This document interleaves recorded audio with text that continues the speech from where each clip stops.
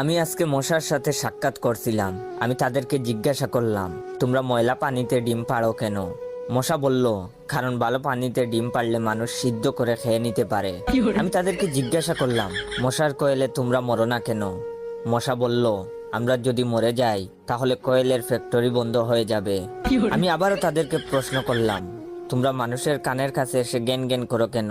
মশা বলল, কারণ মানুষের পায়ের কাছে কিংবা অন্য কোথায় জ্ঞান জ্ঞান করলে মানুষ শুনতে পায় না, তাই।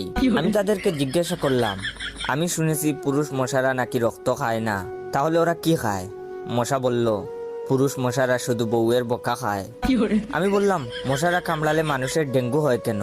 মশা বলল, মশারা কি শুধু মানুষের রক্ত নিয়েই যাবে? ওদের কিছু দিবে না।